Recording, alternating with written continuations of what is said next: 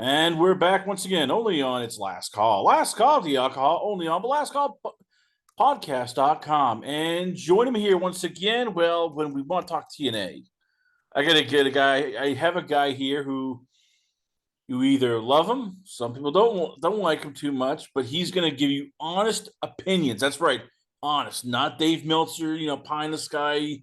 This is great, or somebody saying, "Oh, this is awful." He's going to give right down the middle, just like we like him.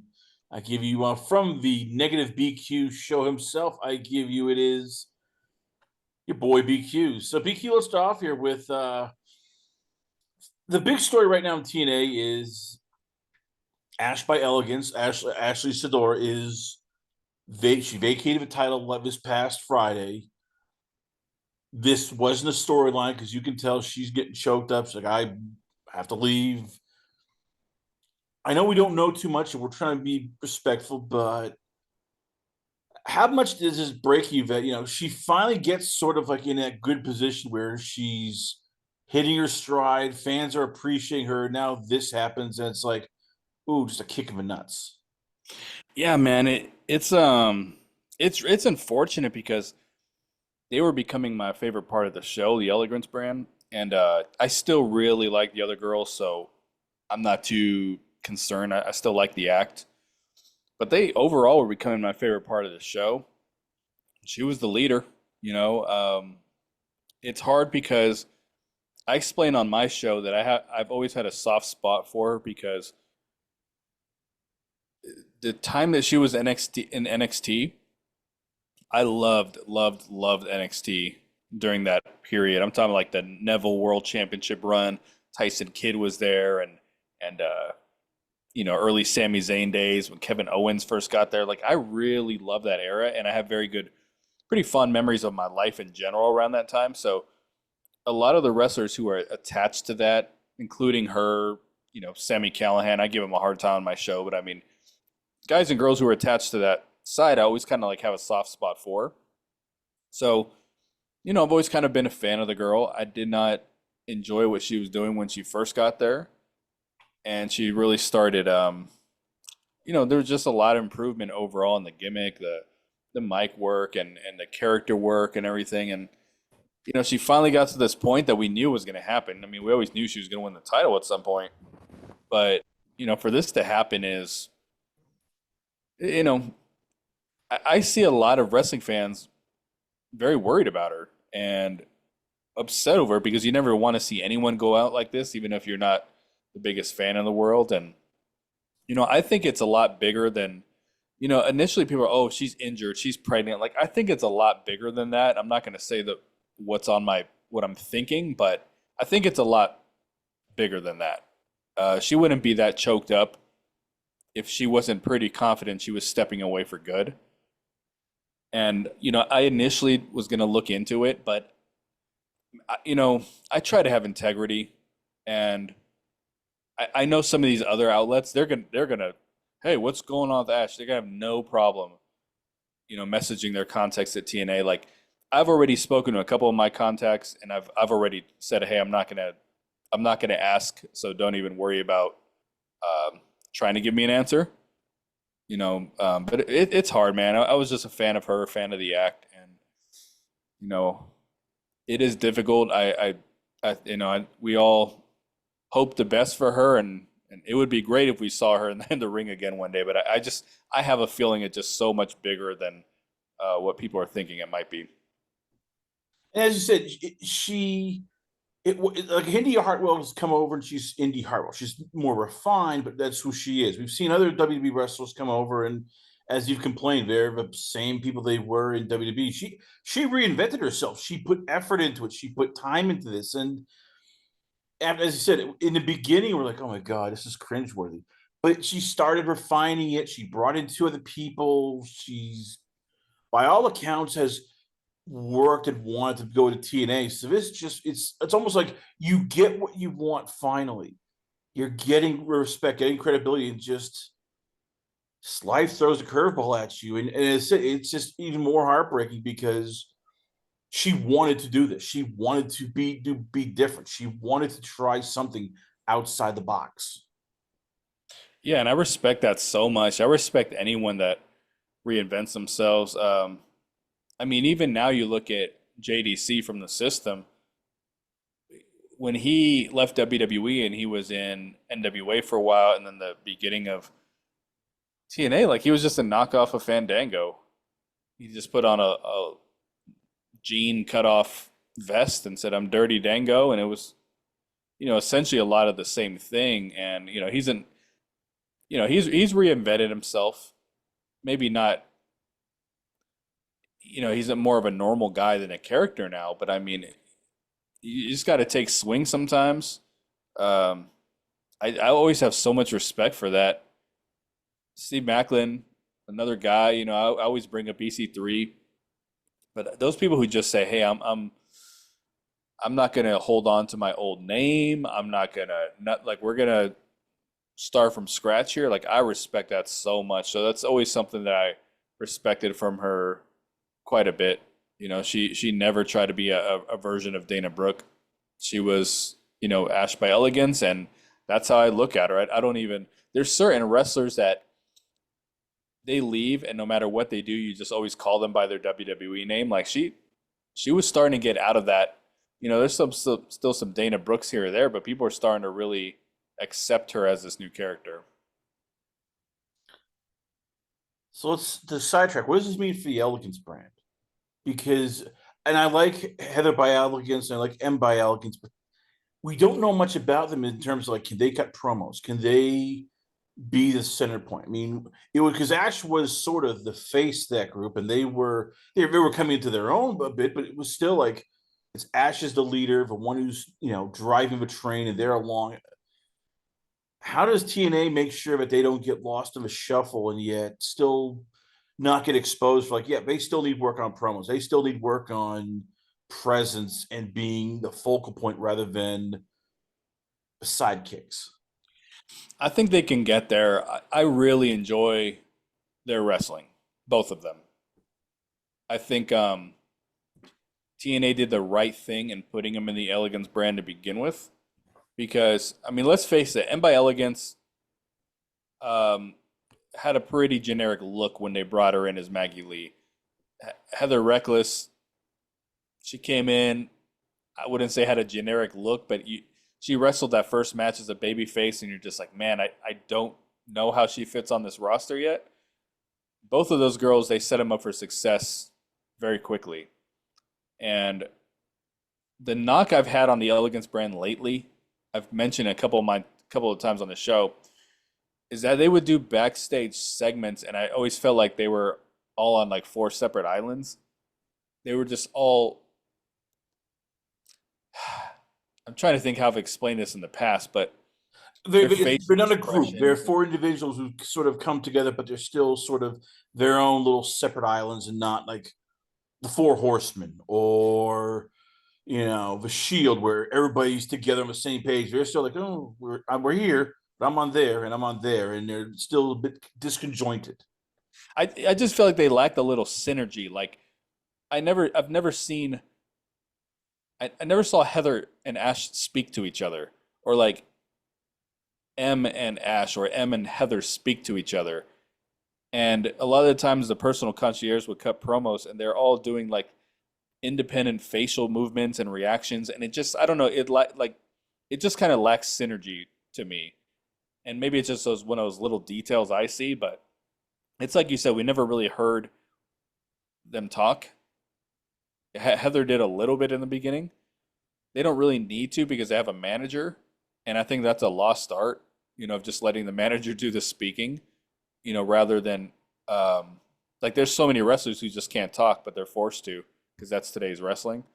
Um, so I'm actually not too worried about it because I think the brand the act is very established and it's working. I don't see any reason to like split them up. It would be hard because, I mean, it would be weird because the name by Elegance comes from her. So it would be weird to remove the leader and then leave these other two girls with the running with the gimmick. But I have a feeling she's going to want to see her vision play out. So I think they will find their way. They're probably going to drop those titles very soon, but I think they'll find a way to make it work. Where does Ash go from here? And because I know she's stepping away from performing, but we've known in the past where sometimes the best medicine is you're still around people you care about. You're still around something where you enjoy.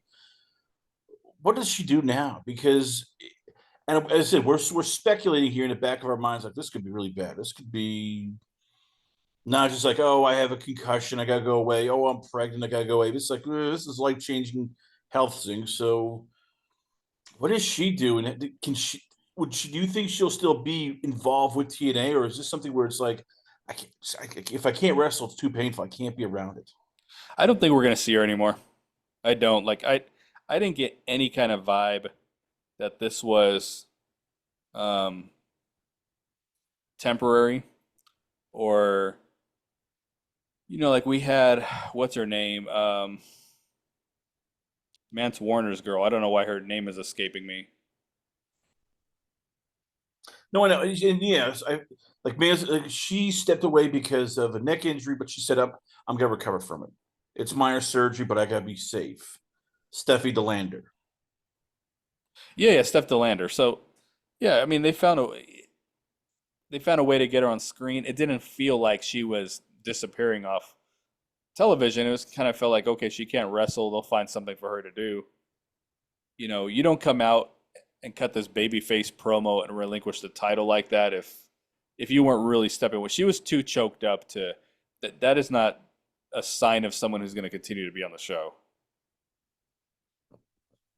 How big of a blow is this for TNA? Because, as I said, they've tried to bring in a lot of people from WB. Some hit, some miss. This was one of the success stories, and this was one of those people they could tout like, "Hey, you come over here, you could be a star. You can reinvent yourself. We will not pigeon you into something that is just, version WWE 2.0." So for TNA in general, how much does this hurt that she's had to step aside, especially when she's probably right now the number one heel in the company? No, I actually think they will rebound from it pretty well because they've really rebuilt the knockouts division, and obviously they can borrow talent from NXT, which they comfortably do. I think they will. I do think they're going to bounce back. I think the title picture suffers tremendously in the short term because I watched the. I'm not all the way through Victory Road, but I saw the battle. The battle royal they put together, and they say, "Hey, we're going to have crown a new champion tonight," and it's like they picked the most two random. I mean, no story, but Lei Ying Lee has absolutely no story behind her since she's joined the company. No real memorable matches, no connection with the audience, and then all of a sudden, she's in this number one contender match with someone from NXT that we've never seen on TNA television. Then they're just randomly thrown together, and now we have a new champion, and it's like she's a baby face. Indy Hartwell's a baby face. I mean, in the short term, it suffers tremendously, in my opinion. There, Ash versus Indy would have been a lot more interesting, but they'll bounce back because they have a roster. They now are they strong at building up their heels? No, that's a big hole that they have to fill. Is from that standpoint, but from a talent standpoint, like they'll bounce back. They'll get the division back on track, but I think it might be a little shaky the rest of the year, and I think it might even hurt Indy Hartwell because she's likely going to win the title and then just immediately have no one to feud with. Where she could have taken the title off Ash, and then they could have still knocked out a couple months of television after that. They're pretty much hitting the reset button. Like they're going to have to start from scratch here. That's going to be the big challenge. Speaking of challenge, Masha Slamovich suspended indefinitely. She's been pulled from all tapings, pulled from Bound for Glory, pulled from Bound for Glory tapings. And as we spoke with yesterday with War Dog Apollo, there are domestic violence allegations, no charges, but the texts are pretty damning. That she has said, yes, we were both toxic to each other. I'm gonna ask a question right off the bat. How pissed is TNA? Because you figured they invested a lot. She was going to be their next Jordan Grace, and this happens. I'm guessing there's a lot of people in TNA who are like, we don't want anything more to do with her. This is just you really screw the pooch. And where the hell did this come from? You know, I don't know that they had a lot creatively for Masha right now. I thought I thought her wrestling for the title at that Victory Road was really, really forced. I didn't think anyone wanted to see it. She was she had a run there where what I always said on my show is they were trying to make her the next Jordan Grace. It's just that Jordan happened a lot more organically. They were trying to force Masha into that spot. Um, and she's not Jordan Grace. So I think they had the title on her a little too long. I think she got a little bland, and then they just keep making her fight for the title rather than move on to something else, which kind of tell me they didn't really have much for her creatively. So I don't think they're gonna suffer from that sense. I don't think they're gonna like, hey, how do we rewrite this storyline? I don't think they had anything for her in the short term. But regarding the allegations, I haven't seen the text. I got to throw that out there. I haven't read them, but I have been in a toxic relationship before. I've been in a couple unhealthy ones, but I've been one particularly toxic when I was in my mid 20s. So it's 20 years ago, but uh, people don't know what a toxic relationship really is unless you're in it, and it makes you, it turns you into the worst version of yourself, a version that probably doesn't otherwise exist unless your buttons are pushed to that point. And when you're in a toxic relationship, there's only highs and there's lows. In a healthy relationship, there's highs, lows, and there's something in the middle too. And that's where you exist to have your adult conversations, and where you exist to grow with one another. When it's just in the middle of the two. When you're toxic, you don't have that. You don't have when you're in that type of relationship, you cannot have a adult conversation with that person because you're just living in either a fantasy land, when I say the highs and lows, or the low where you just hate each other. And when you're in that low constantly and you can't hash anything out, like you can't have an adult conversation, the only way to converse is to try to hurt one another with your words, and sometimes physically, obviously. Obviously that's a thing too. But from the sake of, having conversation, all you know how to do is to try to hurt that person. And when that person hurts you, then you try to hurt them even worse.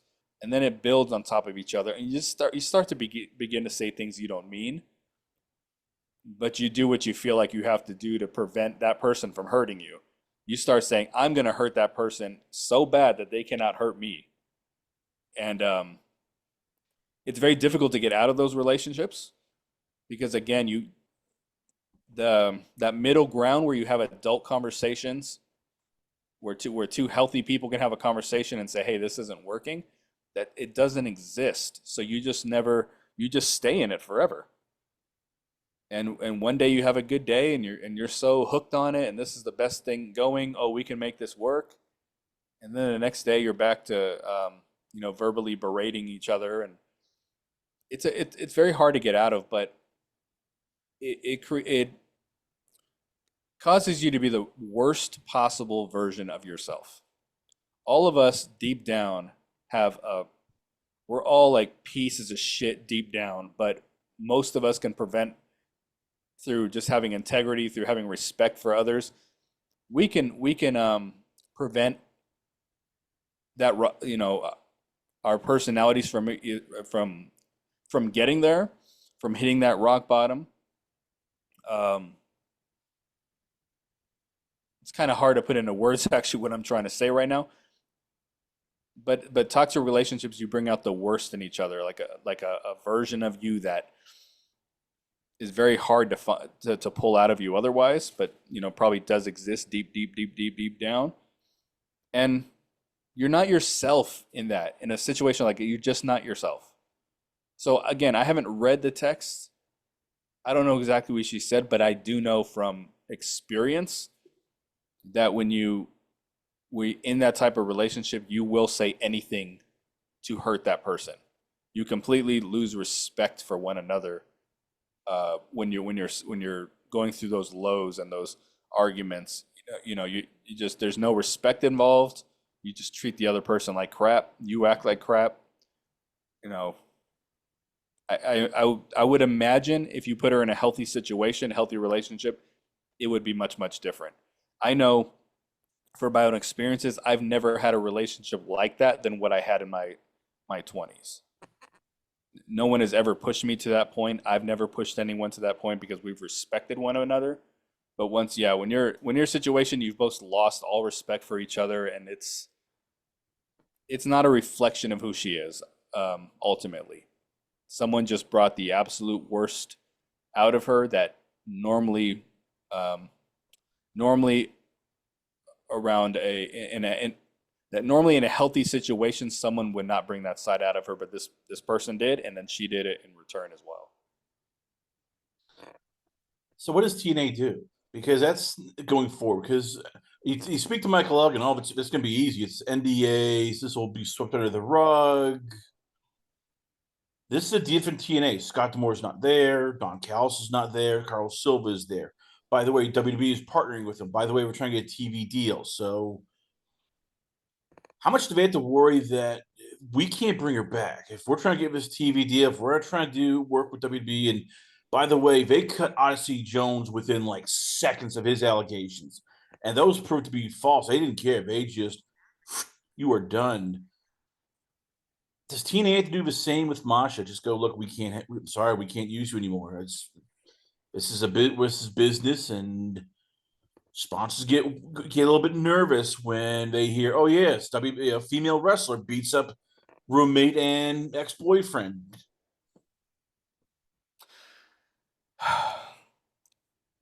It's hard because, as I said, I haven't seen the text.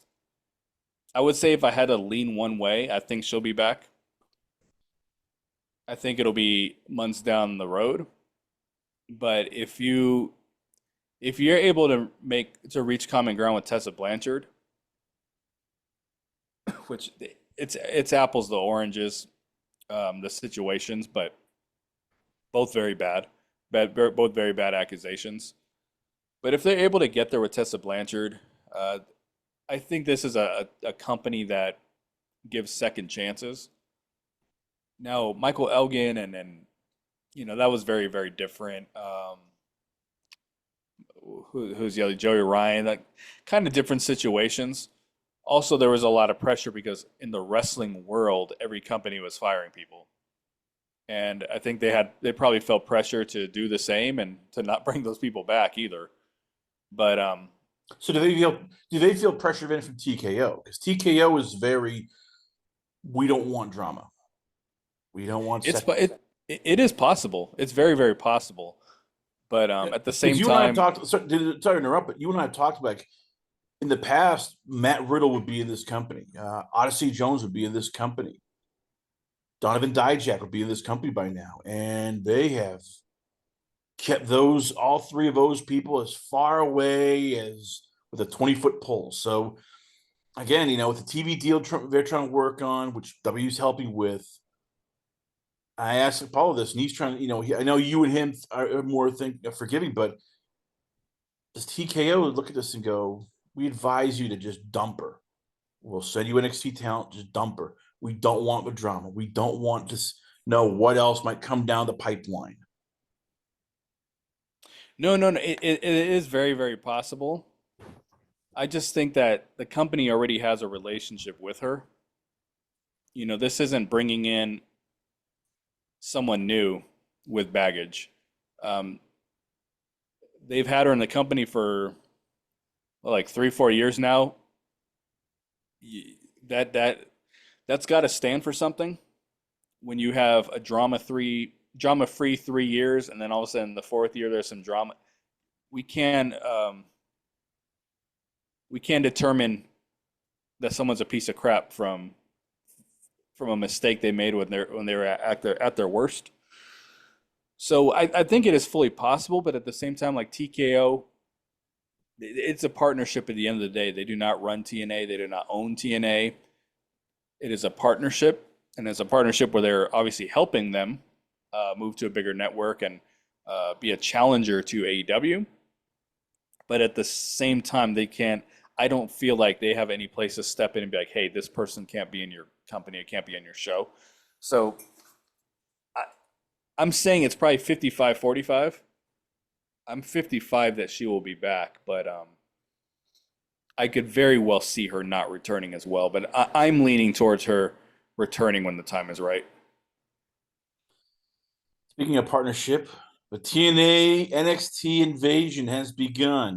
We finally saw it on this past Tuesday, where Mance Warner, Steve Macklin, Moose, the System, Frankie Kazarian, the Rascals, the Elegance Brand, Zaya Brookside, Lee Ling, Matt Cardona. They all showed up. They all got involved. And now comes the big question. How does this work?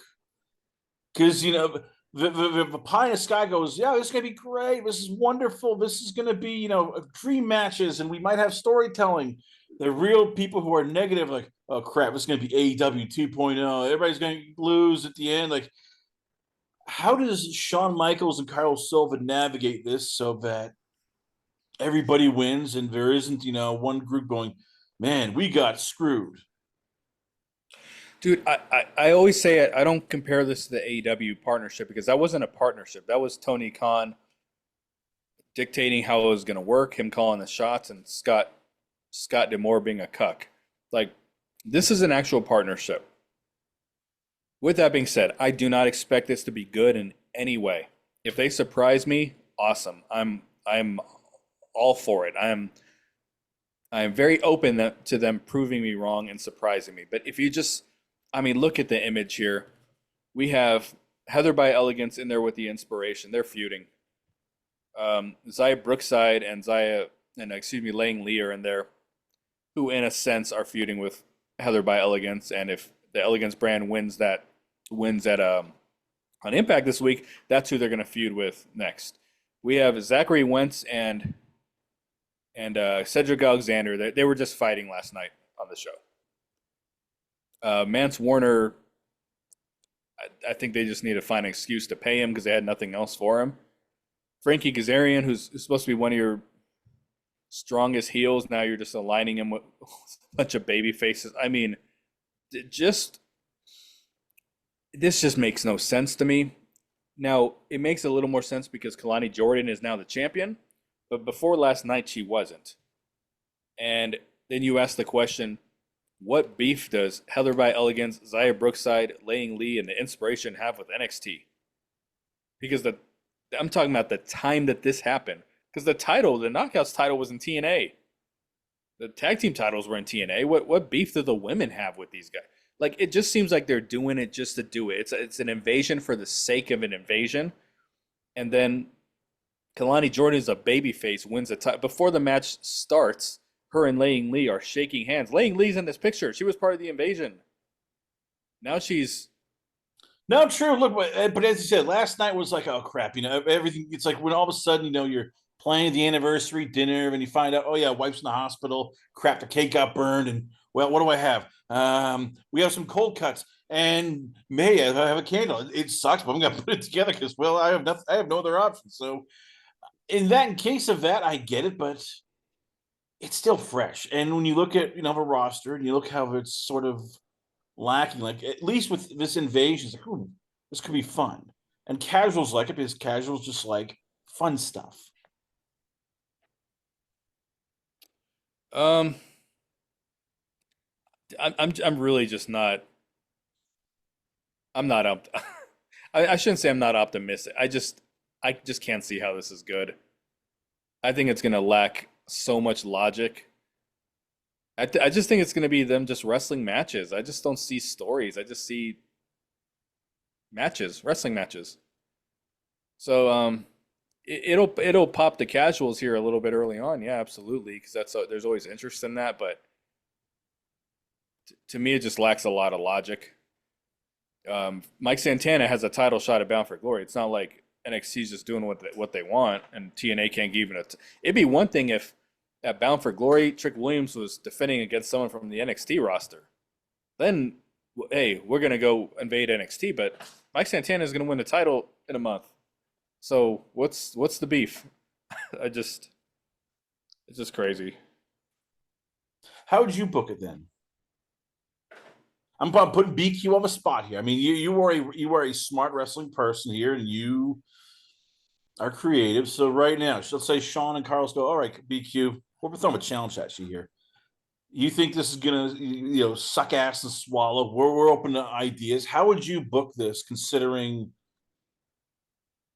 this is limited? I mean, you don't have many people on NXT and TNA combined who can do deep promos, thoughtful words. These just in wrestling in general, it's tricky. It's thin. So how would you book this, and how would you make it so that okay, this can work? It's salvageable. I mean, I wouldn't book it to begin with. Number one, um, I always said if they did an invasion, I had no interest in it, so I wouldn't. But if I were there, and I'm no expert, I'm a fan booking, uh, because you got to look at it first of all. They're trying to paint a picture that NXT was taking over TNA, and Hannifin's on a commentary like this is a nightmare. Like, what's the nightmare, dude? Like, NXT was just had a couple of the titles. They weren't dominating the show. They weren't making it there. They weren't, you know, the liaison as a babyface. So it just they weren't dominating TNA television the way that they were trying to present it as. Like they were trying to paint that picture. Now, if it was, and it was a bunch of NXT wrestlers, and they were winning the matches, and I get it, but that's just not what it is. You know, um, I would have done like I said a second ago, where Trick Williams is defending the title of Bound for Glory against another NXT person. Now the TNA fans would have lost their freaking minds if they booked that. They would have had no patience for the story. I already know that 100,000%. They would have had no patience for it to play out. But if that were the story, and then JC Jane was still the Knockouts champion, and she was defending against someone from NXT on Bound for Glory, like then we have a reason to invade NXT. So to me, it just there's no real heat. Like it's all manufactured fake heat. And even the people who interrupted here, with the exception of the women, like none of those men have even wrestled anyone from NXT. Like Cedric Alexander hasn't wrestled an NXT star on TNA. Matt Cardona has not. Yeah, Mance well, Warner Matt has Cardona not. has dark, as you call them, the dark idiots or dark, slate. Oh yeah, yeah, yeah. Those yeah. The job state. Yeah. So Frankie Kazarian. I mean, I don't know. It just seems all like fake to me.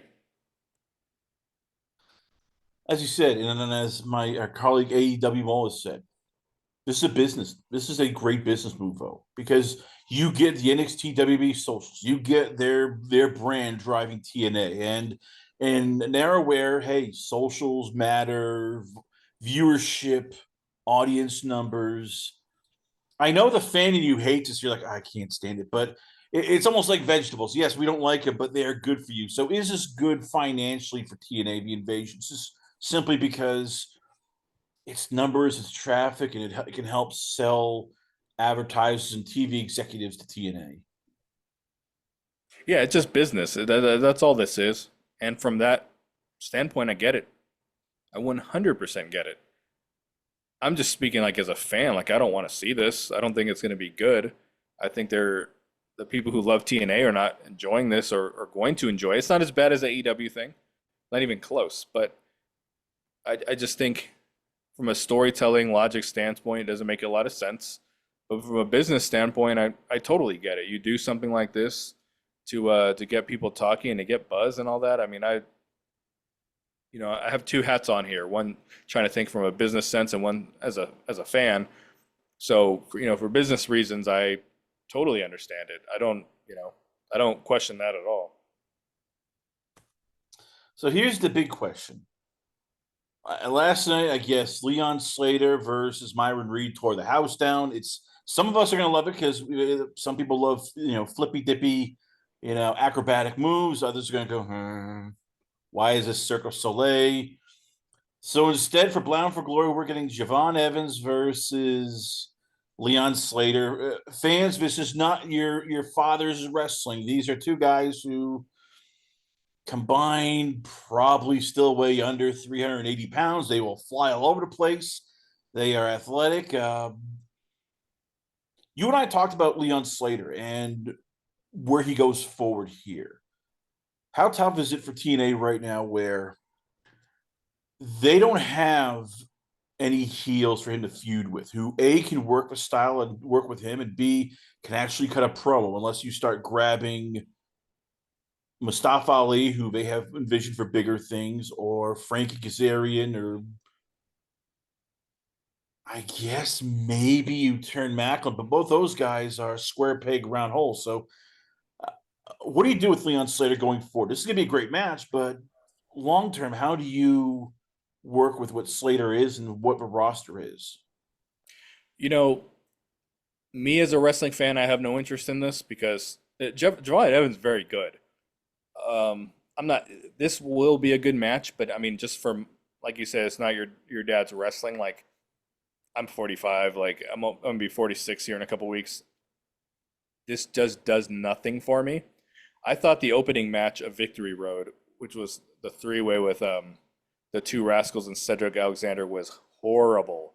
I thought that match stunk, but everyone, 99% of the fans would be like, "Whoa," you know what I mean? But I just thought it lacked any kind of freaking what's the word I'm looking for? The Logic. word is It's not a logical match. They just bounce around. They do acrobatics and look. I'm not insulting anybody because these guys are better athletes than I ever was in my prime. Even most people in their prime, but it just feels like a dance routine, an acrobatic dance routine, but a dance routine. And they're not like, okay, this is the logic of the match. They are trying to hurt this person. This person has to. yeah. It's I mean Zachary Wentz. There is no point in his matches, at any point of his matches that aren't choreographed and pre-rehearsed. Trey Miguel is a lot better at that. Myron Reed's very good at it.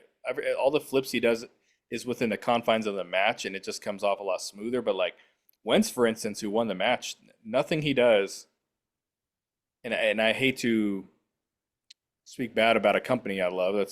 But I'm just trying to speak as a fan observing his matches. Just nothing makes any logical sense to me. Like you just know you just can see he knows what his next move is and he knows what his opponent's next move is at all times, and that's how the match goes. You know, so I have such a hard time getting into those matches. Um, Leon Slater,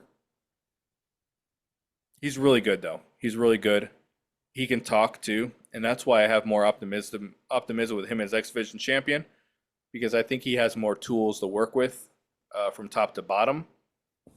And I hate when they do these things where someone comes out and challenges after the match because I always think it devalues the challenger that just finished having a good match. Like they're not even out of the ring, and here's their next opponent. I don't like when they do that. But as far as him going forward, I think he's got the rub from the right people, so the Hardys, AJ Styles. He hasn't been very highly featured on the show lately, but I think this is a good placeholder match to get him through Bound for Glory, obviously.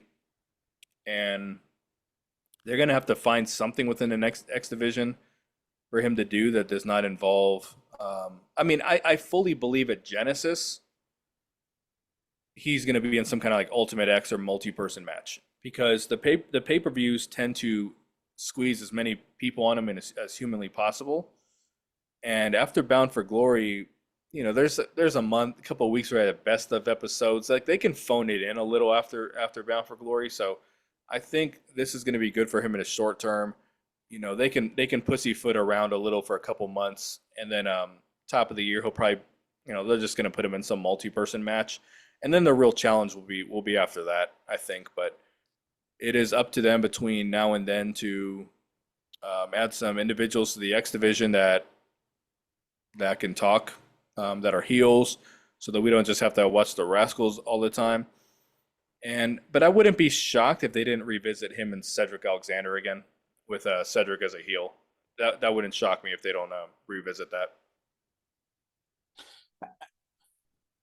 How tough is it in general, though, finding people like that? Because I've heard from a lot of people, the indies are terrible. You have too many people who don't know what they're doing. They don't work on promos. They work on just high spots, high spots, high spots. They aren't. They don't look like athletes. They look like guys who work at Home Depot or Lowe's. Say, hey, can you point me where the dry cleaning is? Can you point me where the drywall sheetrock is? Like, and Leon, and I give credit to TNA, they found Leon Slater. That was a coup. You don't usually find a lot of guys like him. I mean, even WWE, they are now recruiting college athletes, college wrestlers, because they want to find bigger, stronger people, and you need to pay those people. So, how tough is it for TNA or NWA, even AEW, where it's like you're looking for the golden ticket, and that thing almost is non-existent in today's current pro wrestling? So what's your question exactly about just the overall look? Yeah, like the overall, like how tough is it for TNA to find somebody who has that look, who can look like a pro wrestler, talk like a pro wrestler, wrestle like a actual wrestler, not just one of the three. Like he can talk, but he looks like an out of shape, guy who pumps gas, or he can work, but all he does is high spots, or he is athletic, but he just does Zachary Wentz stuff. Like, how tough is it finding people to help to feud with Leon who fit all three when the Indies don't have that? It seems they're lacking. I mean, it's clearly very difficult. I don't even know how they found Leon Slater, to be honest.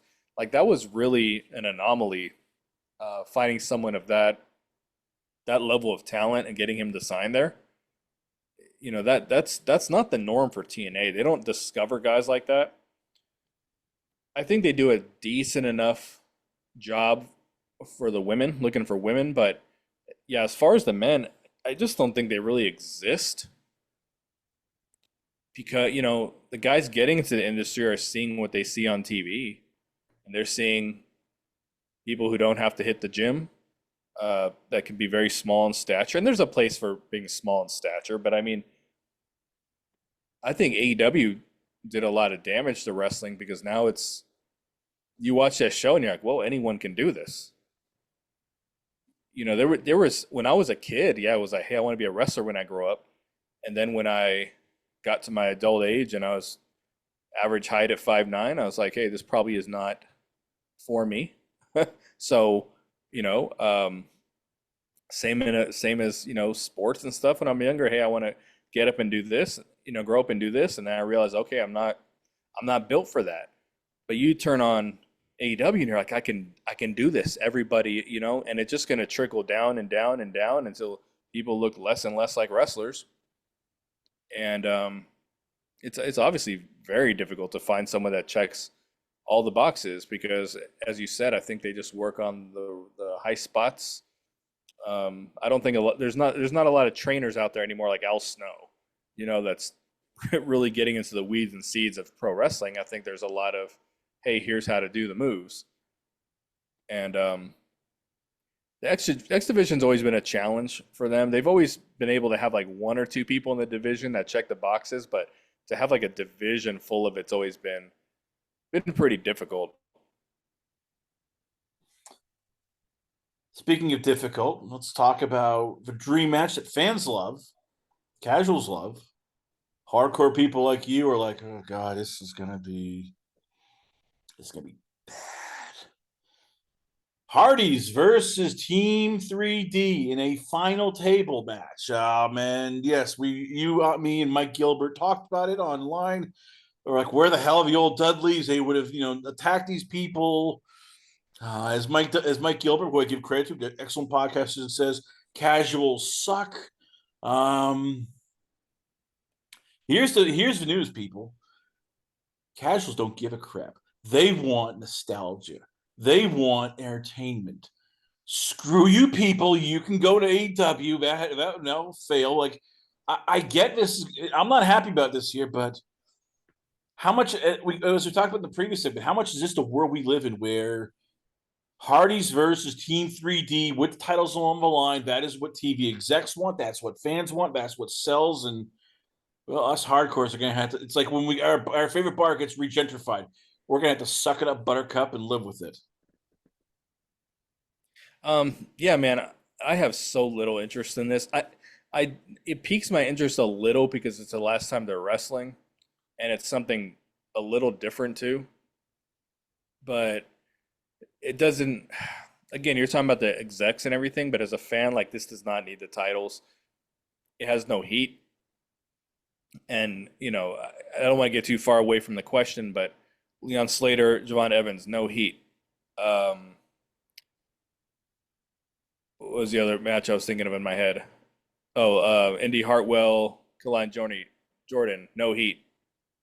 Um, I would imagine there's gonna be another couple babyface versus babyface matches mixed in there. There's some heat on the card, don't get me wrong, but um, this, which has a very high probability of being the main event, if not, it'll be the semi-main.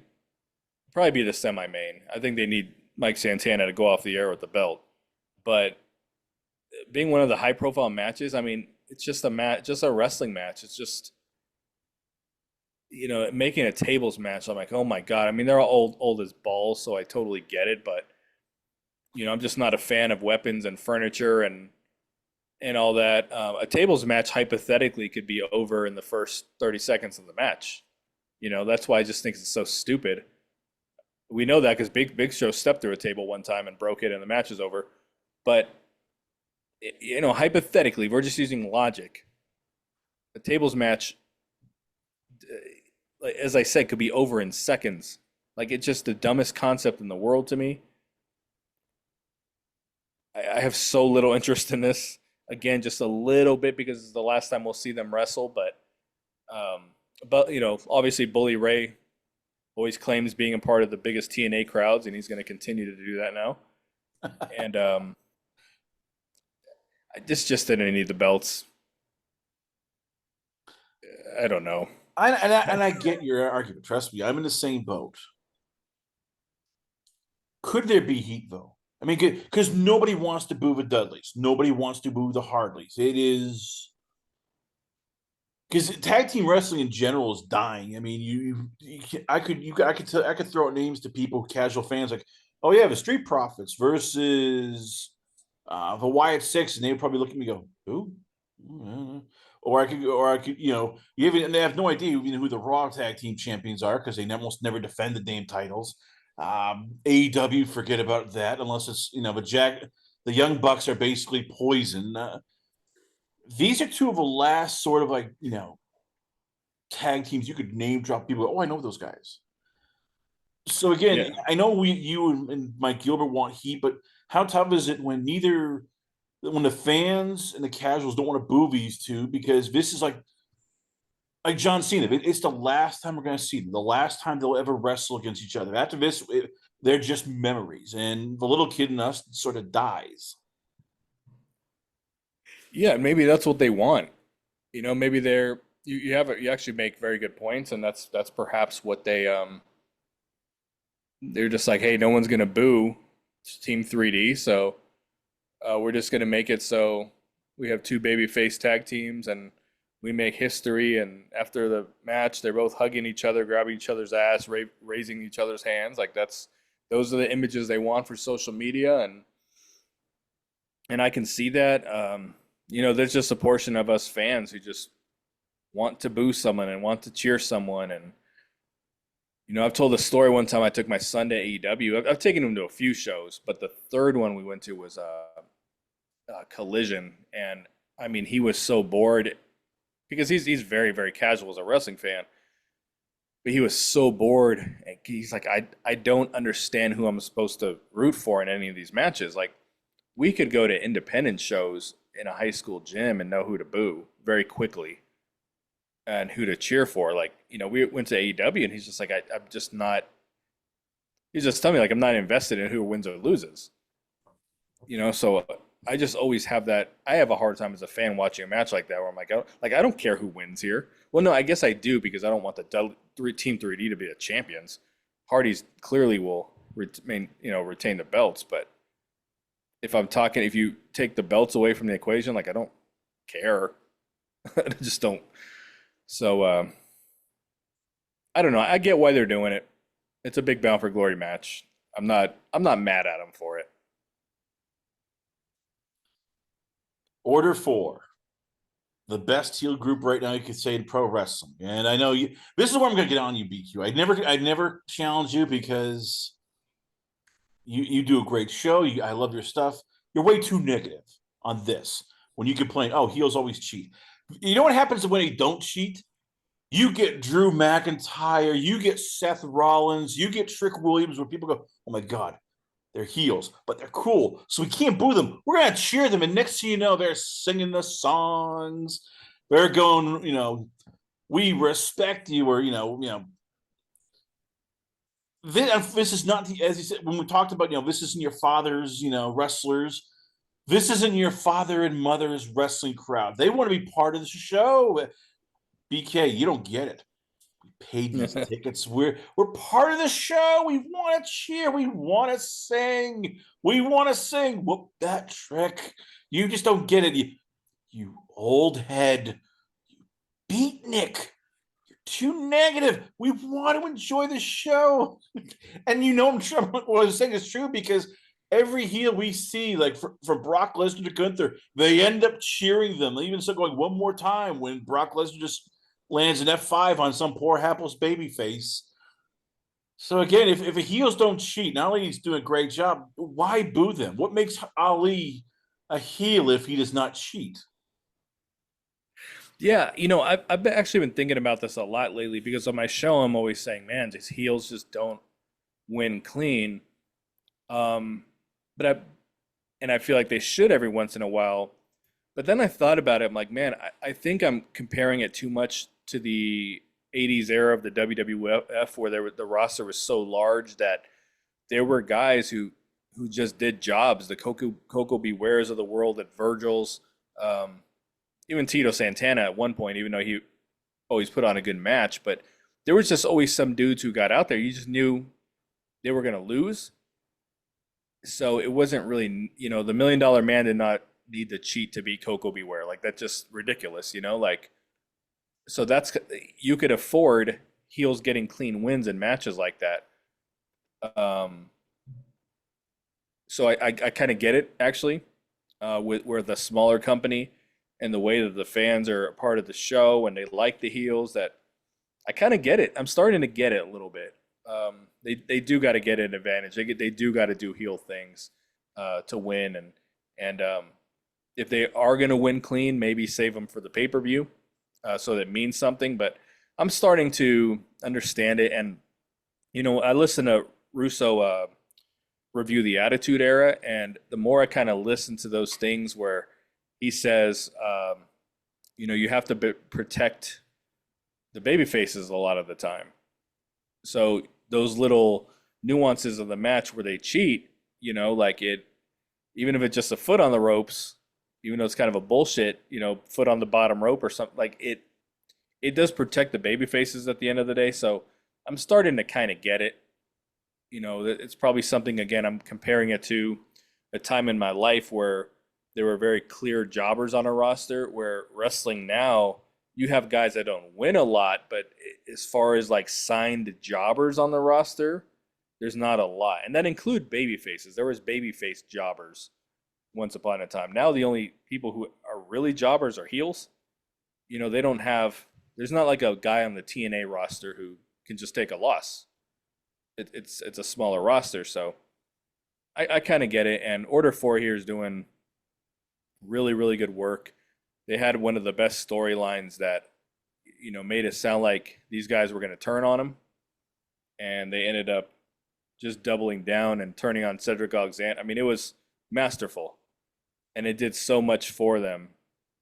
And it really legitimized them. So, I'm starting to get it as far as the cheating heel goes. But this group here is definitely the standard right now. Well, even forget about TNA. Just in general, though, you look around pro wrestling, like people want to cheer because they think the guy's cool. we didn't have that in the 80s. Like Million Dollar Man was the epitome of greed. He embarrassed people. We remember the great vignettes when he's bringing little kids up, they're trying to dribble the basketball, kicks it out from under them, or he's humiliating people, making them do menial things. And you can't do that now. That's not, society has changed. Bubba Ray Dudley cannot, put women through tables anymore. We cannot call a woman a fat, disgusting slut. For better or for worse, we are evolved.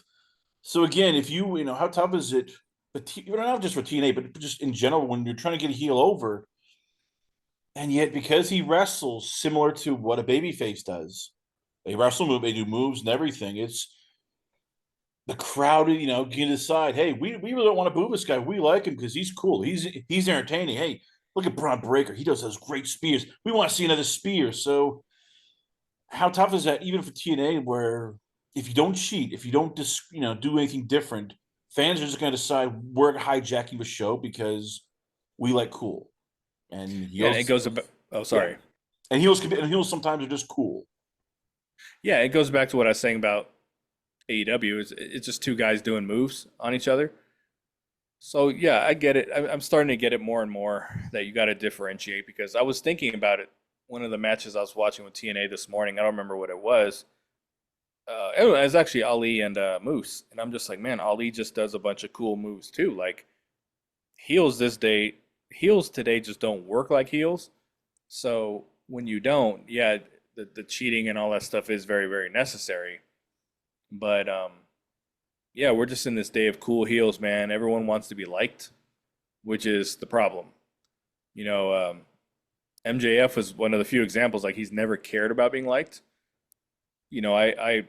Man, I went to a convention one time. He walked by this kid, couldn't have been 8 or 9, and he just goes, "You suck, MJF." And he's right there with his mom. He goes, "And your mom blows," and then just walks away. Like, no shit's given. But that's not the norm. These guys all very much want to be liked. So they're gonna wrestle in a way they want to be liked. They're gonna be quirky and snarky in a way that the people respond to. So it's just a different era of wrestling at the end of the day. So last topic before we have to let you go, because I know you're a busy man, and when I get you, I gotta, you know, basically get my money's worth. A while back, we talked about you don't want TNA to sign a lot of WWE people, and you and I have gone back and forth about that, and I get that. I bring up Mara Sade because this is always a challenge now going forward. If you're trying to get a TV deal, if you're trying to get more mainstream, if you're going to try and get notoriety, people have to look the part. And right now, unless they come from WB, a lot of them don't look the part. And I was thinking about this, like Mara Sade is somebody who the TNA needs to push heavily because she looks the part. She looks like $1 million.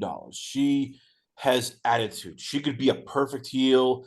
And I get it. You don't want this to be TNA, WWE, but going forward, I mean, how much do they start have to, if they want to get to the next level, which is we want to beat the AEW, we want to become that number 2 company.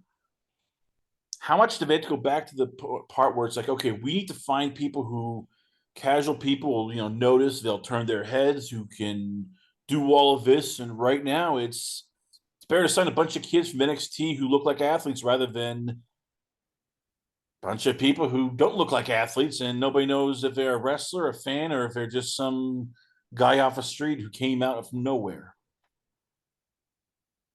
What's the last part of the question there? If how much should they? I was going to say, how much should they, start investing in either ex NXT people, guys who look the part, or rather than trying to find the indies and find people who, well, they might get over, but usually they look like a fan more than a wrestler. I mean, I don't have a problem with them. Like, I think Mara Sade looks great. I don't have a problem with them signing someone from another company that comes in and reinvents themselves. Like as I said, it is very difficult to scout the indies. All NWA does is scout the indies, and they have horrible talents on their show. And I'm someone who likes their product for the most part. But they have people who have no business being on TV. I would rather them, you know, take someone from another company that rather than someone who just doesn't have it. When I say scout the indies and fresh new talent, I want it to be someone that has the it factor, not someone just for the sake of someone from the indies. So I never had an issue with this, the Mara Shade one because I think she has a lot to work with. I think she's going to be a huge star for them and really carve out her own lane. And um, I just have to like make that clear when I'm saying, hey, don't rely on WWE talent. I just mean, hey, don't sit around by the phone on Black Monday and say, oh, who are we gonna get?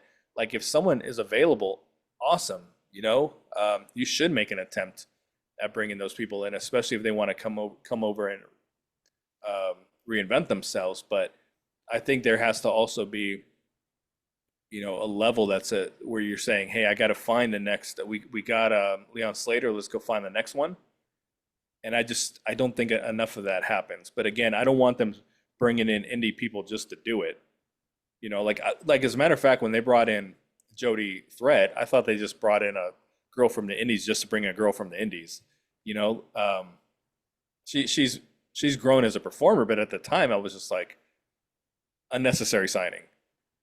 So there's just got to be a little bit of both, as long as they're locked into the future of the company.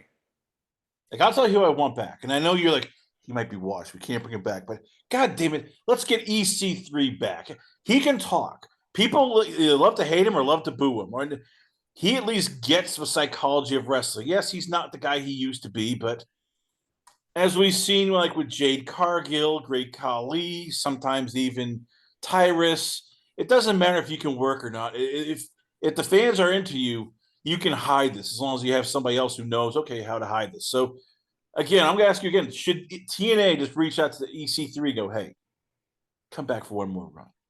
We need you. We'd love to have EC3 back in the new TNA. No, dude. I'm a big EC3 guy. He's the guy that really got me into really full time watching TNA rather than like part time casual, whatever. I was a huge fan of his. I thought they very much dropped the ball when at Bound for Glory. He took on Bobby Lashley, and it was time for him to win the title back, and he didn't because they wanted to put on Eddie Edwards, and then he completely floundered from there because with a guy like John Cena, yeah, he's won the title 18 times, whatever, but there was always like okay, John Cena dropped the title. It's time for him to win it again. And there's like that with a lot of multi-time champions, Triple H, Randy Orton, whatever. There's always that kind of like, all right, it's time for them to win the title again so that they're on top. And they missed that boat with him. Like, they circled around to him. He 100% needed to win the title, and he didn't. And then they completely lost it. It like fell off a complete cliff. They had no clue what to do with him. He obviously goes to WWE, does absolutely nothing. And then he starts the control your narrative thing, which looked like it had promise. And TNA brought him in, and he was still in the middle of that. And that really, really could have worked. But he decided he did not want to go there long term because he said it would just been the easy thing to do. When really for his career, he should have. And now, like, he's in NWA and he looks washed. He sounds washed. He's lost a lot of his muscle mass. He cycled through a few gimmicks. Like he did the control your narrative thing at first, but he cycled through a few gimmicks, and it's kind of hard to watch, to be honest, man. And deep down, I love EC3, but just like as an on-screen performer, NWA is perfect for him. Like he's lost it. The it factor he had is just gone. I wouldn't bring him on because he wouldn't be at the top of the card. It'd be the great. We can do it, though. I'm thinking about this. This is the perfect storyline. A brash young man comes to TNA and goes, God damn it, you flippy dippy idiots are killing me here. A man by the name of BQ. And he says, I have a guy who will save TNA. You bring back EC3, you motivate him. It's Rocky and, Rocky 3, basically Rocky 2, where he starts going, I don't know if I can win this. and you have, Burgess Meredith, cheering him on. That can be you, BQ. We get you, EC3, make a combo. This can work. I know I'm going off I'm getting the rails, but think of it. It could be the story that helps launch you and EC3 back to prominence. There we go. That would work. And on that note, I gotta let you go because I am probably even going crazy myself. Ladies and gentlemen, always once again, though, the pleasure to have the honest and truthful voice of a good, bad, and ugly of TNA. I give you from the negative BQ show himself. I give you it is BQ. So where can we check you out, BQ? Where is the podcast channel, Twitter, probably Instagram, or maybe even Rumble? And when can we expect the next big show? Because I know that you have a lot of stuff you're working on. So when can we expect new content from you? So negative BQ on YouTube. I just dropped a podcast this morning. They call the Positive BQ Show, which I do every so often to just kind of point out some of the things I do like that they're doing, because I can be very critical of it. So sometimes I need to step back and say, hey, this is something good they got going on. So I dropped that. I recorded the Negative BQ Show, which is basically the yin to the yang of the Positive BQ Show, and something negative that I'm very much pointing out. Then I got a mailbag coming up here pretty soon that I'm working on. So got quite a bit, and I'll be doing a Victory Road review. I don't review the Impact episode, the Go Home episodes. I just don't watch them, to be honest. I just go ahead and watch the Impact Plus show when it comes on, TNA Plus show. So I'll be reviewing Victory Road pretty soon as well.